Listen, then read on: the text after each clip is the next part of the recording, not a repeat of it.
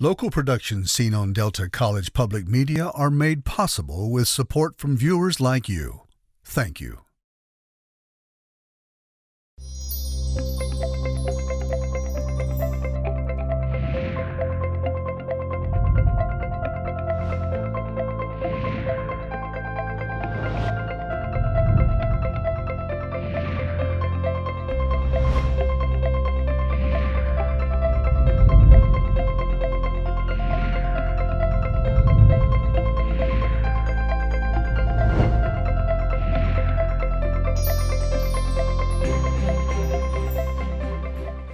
Hello, everyone. Welcome to Junia Doan's The Spark.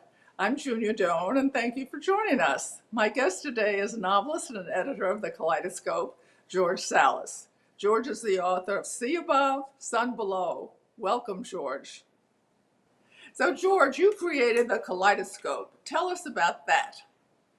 I started that sometime late 2019, and I started it sort of in conjunction with releasing my first novel, Sea Above, Sun Below. I felt, having finally found a publisher for my novel, I developed some kind of enough of a background, so to speak, to start the Kaleidoscope. And my goal with that was pretty modest to begin with, simply to publish the type of writing that I like, that takes risks, that isn't afraid of those $12 words or $20 words or even $100 words. And I also included some interviews with authors. And basically, the main purpose of the Kaleidoscope is to shine a light on those works that I think are often neglected, and those writers who are sort of writing in the dark and don't really have an audience. And my goal is to shine a light and hopefully get other people interested in those works. And I've actually had some tremendous progress that I was not expecting. Domicio Coutinho's novel, his second novel that was never translated into English after I covered his work, it was finally translated into English, and it's scheduled for publication either this year or early next year. And the same thing with a translation by Abel Passe, who passed away recently. He wrote a Venice memoir in which, among other things, he met Jorge Luis Borges, and that came out a couple years ago. And those are just two examples of some of the things that have happened because of the Kaleidoscope. You're a leader. You probably didn't see that in try. yourself, exactly. But the purpose, as I read it, is to showcase subversive, I want to ask you what that means, and art for art's sake. What were you referring to that would describe it better? Well, when I say art for art's sake, I'm thinking mostly of the kind of art that isn't driven by the need to have an audience. Instead of being burdened by doubt and wondering what will other people make of this art, I envision the artist wrestling with his or her imagination and not inhibiting themselves to find a mass audience, for instance. And as far as subversiveness, I think many books expect, or readers expect many books to have a point A, point B, storyline wrapped up with a nice bow. And that can be comforting sometimes, but that seems to be the dominant type of fiction that gets published these days. And so by subversive, I'm looking for the type of fiction that has multiple storylines crisscrossed every which way, that uses highfalutin words, so to speak, and injects their prose with something that is almost indescribable and can be a little difficult to process as a reader, but I think putting in the effort ultimately is fruitful and provides a richer experience. I didn't find your book difficult. I found it engrossing. Sometimes, what did I just read? Sometimes I had to look up words, which is a compliment to you, because I particularly like a book that makes me look up words. But uh, I just felt nourished by the time and effort, apparently, Mm. you spent on the use of words in describing things. But then there were things that I really didn't understand, like Yamakov, Haran, and the Torah. And I thought, how did that get in here? And I thought, well, Mm. keep reading. But I never figured it out. Well, you mentioned you didn't find it difficult, and that's the thing. Difficulty is highly subjective. And I remember there's a character in the novel Darkaville's Cat by Alexander Theroux who asks another character who's writing a book, how often am I going to have to use the dictionary to read this?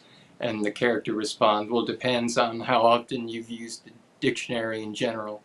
So in that sense, difficulty is subjective. And as far as getting some of the things, I mean, with my first novel, I was stumbling in the dark, as it were, figuring out the structure, figuring out the characters, and trying to make sense of some of the imagery. So your confusion is my confusion, and I don't know. That's just part of the thing, is trying to figure out what some of these images mean. And it's been about 10 years since I started writing the novel, and it took 3 years in total to write. And I feel like I have enough of an objective point of view to assess it, but I have not read it uh, for a while. So it does feel like an entity that exists completely outside of me after having exercised it, as it were. Well, I actually like that because it reminded me of life. A lot of things come flying by, and as you Mm-hmm. say, reality is based on your perspective or words to that effect, and it certainly reminds you of that. So I wasn't challenged by the jump around. I mean, I wasn't concerned about that. I was really sort of fascinated. Um, I think it anyway, I want tests to the reader's. ask you about your training to write because you can't have been born with you can have been born with a sensitivity, but the skill, don't you think, has to develop? I don't think there are necessarily writer prodigies. You can have a prodigy musician, for instance, but a writer needs, first of all, the life experience, and then, of course, honing the craft. For me, I mean, I took some classes in college, kind of experimenting with what I was interested in, whether it was nonfiction, poetry, or fiction. But that didn't have too much of an effect on me other than sort of getting me in the seat to start writing. Uh, what did it for me was reading widely and reading, just sort of worshiping at the altar of these writers who I admired, such as Salman Rushdie, Italo Calvino later on, Borges, and to go back to my sort of roots, my love for magical realism, I read 100 Years of Solitude by Marquez, and that kind of opened up a whole new world for me. And just the first sentence, the famous first sentence of Cien Años de Soledad, jumps around in time, and that kind of showed me what you can do with sentences and how you can stretch things and take the reader on a journey, whether they want to go along with it or not. Are you one of these people who hears words but just hears them, sees pictures? Oh, synesthesia, like Vladimir Nabokov? No, Yes. no, I wouldn't say that. Do you have a photographic memory that you can No, I count don't on? think so. But my writing is very imagistic, and I started with two images for my debut novel, See Above, Some Below. I conflated or superimposed the image of Icarus falling. That was a myth that stayed with me since I was a kid. I loved the myth of Icarus, whether I understood the implications of that myth as a child or not. And I superimposed that onto skydivers, these two acts of falling. And I wanted to investigate how how they relate and how they don't relate, compare and contrast them. And the other image I had was of someone in the Garden of Eden, or something like the Garden of Eden, spreading their wings, and the wings were made of wax, string, and feathers. So the Icarus wings appeared to me once again, and it's the concept of the fall of man, as it were, in the Garden of Eden, and even the fall of Humpty Dumpty is sort of in there in spirit, or even Peter, who was crucified upside down, and he's stuck in the symbol of a perpetual fall. So there's a lot to play with, I discovered when I was stumbling in the dark with that novel. You dedicated the novel to your wife, who has unmeltable wings. Absolutely. She's my And constant her, muse.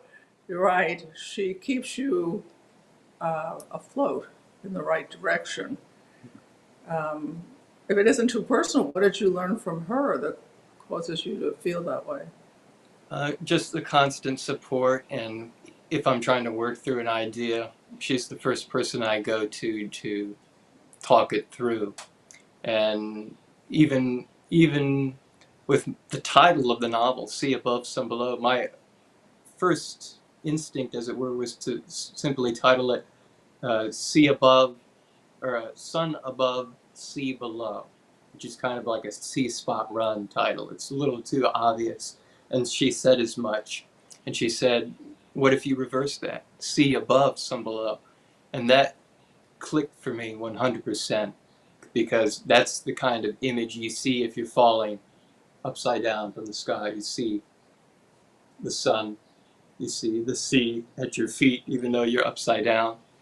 And what that also spurred in me was the idea of this quiet apocalypse that happens later on in the novel, not to spoil anything, but this apocalypse, as it were, of the sky trading places with the earth, or vice versa. So it's things like that where she guides me and prevents my wings from melting, from flying too close to the sun, as it were. It's a great compliment to her, to the, she's a wonderful woman when I met her the other night.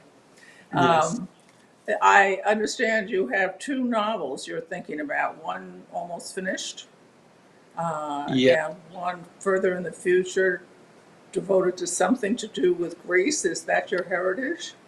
Yes, that's one of my main ancestral roots. Um, that will be the third novel after I finish the second one, which is titled Morphological Echoes. I've been working on that for about 10 years, if you round up. And this year is the year when I will finally finish it. And in comparison to my first novel, the first novel was like a seed, and this one I see as the oak, or the Yggdrasil, the Norse world tree, as it were, because it has all the elements of the first novel squared, hypercubed, taken to the next level. Um, but with the third novel, I'll be traveling to Greece and connecting with my roots. I've been there 3 times before, about a month each time. But of course, that's not enough time to soak everything up. And I'll be with my wife for the first time in Greece, and we're going to explore the mountains up north, the beaches, Sunio in the south, and go island hopping and do as much research as I can. And I also want to challenge myself and learn the language, because I feel that's an oversight of my childhood. My parents never taught me to speak Greek, and I think it'll help me with writing the novel, but it also helped me as a lifelong learner, and to just challenge my brain, keep myself busy. Tell us something about your family. Did you grow up where they were immigrants, or you grew up in the East Coast, West Coast, partly My Greece? mother's my mother's family was already sort of Americanized. They lived in Pennsylvania, and they would go back and forth and do trips back to Greece, where they still had family. And that's where my mother met my father, who was not Americanized. And once they got pregnant with my brother, I'm the younger child of two. They moved to America, and then my dad started to get Americanized. And we lived in Pennsylvania Not for too long. I was still in kindergarten when we moved down to Florida, and that's where I spent most of my life, to the point of getting a bit, developing some ennui toward the state and wanting to get out of there. So I did some traveling, and I taught English in China and Bulgaria and Poland. But I was still weighed down by student loans, so I kept having to come back to the nest, as it were. My wife's parents, who took me in and helped me financially and emotionally, etc. But yeah, not to go too off base, but yeah. Often people's experience show up in their work. I read a comment that your mother's relationship with you isn't the best, and perhaps that entered or was in your mind when you wrote um, the mother's part in the book. Yes, that actually, that chapter is titled Flora, and it won 2 awards in college when I was just graduating. I had submitted that section as a standalone story to the Sullivan Award for Fiction from the English department, and the Anne Morris Prize for Fiction from the Department of Gender Studies. So having won those 2 awards, and it was published as a standalone in Crab Fat magazine way back in the day. It was one of my first publications before the novel came out. I think something with that chapter resonates with people, and it still holds kind of a special place in my heart, if for no other reason than being cathartic, having written it. And but yes, I actually have a kind of strained relationship with both parents. Kind of have felt uh, like something of an orphan, having grown up not with any substantial concept of family or get-togethers. I mean, we had some here and there, but it was very disparate and pretty much non-existent today. But uh, I have made up for that in life with my wife's parents, who support me in many ways, and I'm very grateful to have them in my life. And I believe that you choose your family rather than being bound by blood. Uh, You're a lucky man. I told you just before the program started that when I was reading it, and I said, "This is the hero's journey for you, not the people in the book." I mm, just felt. I wish you would comment on that. I don't know why I said that. I feel the next couple of books and all this is a long-term, challenging. I don't know. I can't call them moments, but experiences and the way you treasure words and your imagination, the way you teach by reference, is a treat for someone like me who doesn't read the bestsellers. mm. But when you write or interview, sometimes you interview authors, are you interested in their style? What interests you as a writer to hear them talk about? Definitely the style. That I don't want to say that's number one, and I think it was William H. Gass who said that style is substance, because a lot of people get accused of having style over substance. I do believe there's merit to both of those uh, accusations, as it were. But for me, the best type of writing has both style and substance. And I mean, it's hard to put into words exactly what that is, because it depends from on book to book. But no matter how, no matter where I am with writing and what kind of images I use, there's always, I try to put an emotional core to it, and to have empathy toward my characters and toward also other animals, especially in morphological echoes. There's an albino crocodile who has unrequited love toward a pharaoh, and there's a house of adopted dogs who all have their own stories. So yeah, it's hard to pinpoint I'd have to talk about specific writers. One of the best writers I've encountered recently was Alexander Theroux and his novel Darkaville's Cat, which has been out of print for some 30, 40, maybe even 50 years. And he has a polyphony of forms. You get a student's report card and an essay by one of the students. The protagonist is a teacher. You get this chapter of prayers and curses, and you get a list of books. There's a long literary tradition with lists, so I'm a sucker for lists in particular. Um, yeah, those are just some of the elements I appreciate in this kind of writing that I seek out. Are you a very sensitive person? It reads that way in your books. Whatever sensitivity I have, or the bulk of it, I owe to my wife, who has sort of built or sort of cracked the toxic masculinity walls that were built up, having been raised by my father, who kind of suffers from that.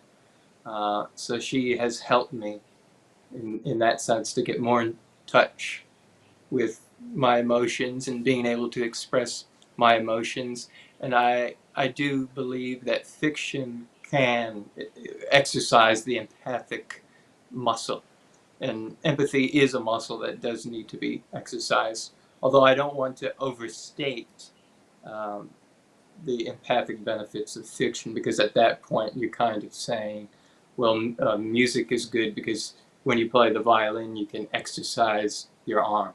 That's a little too utilitarian for me, but I do believe there are some benefits to reading and writing fiction where you can connect with people and enter someone else's mind, which could be a beautiful thing or even a horrific thing, depending on the character of the person.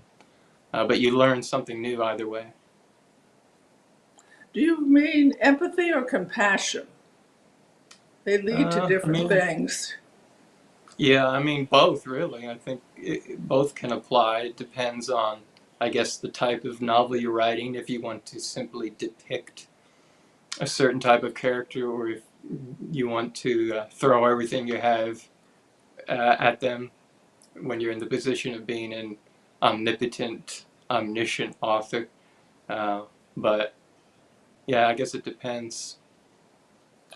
Um, you're interested in imagination, but what about intuition or sixth sense or things that are communicated energetically? Mm. I mean, that goes back to the writing process itself. Norman Mailer called writing the spooky art because there's so much involved with trying to tease the muse and bring out the muse, and the muse is fickle, and the muse is shy, or sometimes non-existent. So intuition plays a huge role in writing, at least for me, and that's why I try to keep myself open sensorily in every possible way at all times. I mean, not at all times, but I do take risks. But you never know where inspiration will come from. You never know where there will be some kind of detail that would just work well in a specific story in the novel or a novel. Yeah, even in the shower, I'll come up with ideas just by sort of mentally tugging at things here and there. It's uh, it's sometimes very difficult to put into words until you eventually do put them into words. You talked earlier about being young and you had to have experience. Do Hmm. you think that changes every book you're going to write because you'll have different experiences? I think you can cheat a little bit and get experience by having read many books and living vicariously. Um, but yeah, I think it's helped that I've done a fair amount of traveling. If I had more financial resources, I would be doing even more traveling. But thanks to the Tom Lafarge Award, they're funding my trip next year, if all things go well with finishing this second novel. I'll be in Greece summer of 2024, And yeah, again, you never know what's going to help with the writing, and that's why it's so important to put yourself out there. With See Above, Some Below, I did my skydiving and legitimately thought I might die having doing it, even though realistically speaking, I think just driving in a vehicle is more dangerous than skydiving. But yeah, putting yourself out there is extremely important. And but at the same How do you time, push yourself out there? well, you have to balance out what William H. Gass wrote in his novel The Tunnel, his great novel. Life in a chair. Being an author, you have to live life in a chair, but it's also important to go out there and do the research. I think a great example is the author William T. Volman. He's sort of infamous for having traveled to Afghanistan and almost dying in Antarctica. So he's the extreme example of putting yourself out there. But yeah, I want to do stuff like that to enrich my fiction. I don't know how necessary it is. It really depends on what you're writing. I do believe in the power of the imagination and being able to come up with things out of thin air. But again, you never know where the perfect detail, the perfect image, the perfect word will come from. And that's why you have to go out in the real world sometimes. Thank you. Thank you so much, George. I've really enjoyed our conversation, and I hope you have too. I recommend your book. I've certainly read it, and I look forward to whatever other piece you write, wherever it is. And thank you for Thank you so joining us. And much. for the audience, please go out and do something kind every day for someone you know and someone you don't know, and repeat it so that life gets better and more optimistic. To contact Junia, send her an email at juniadonsthespark@gmail.com. For more information, program schedules, and news about future guests, go to www.juniadonthespark.com. Thank you for joining us. See you next time on Junia Doan's The Spark.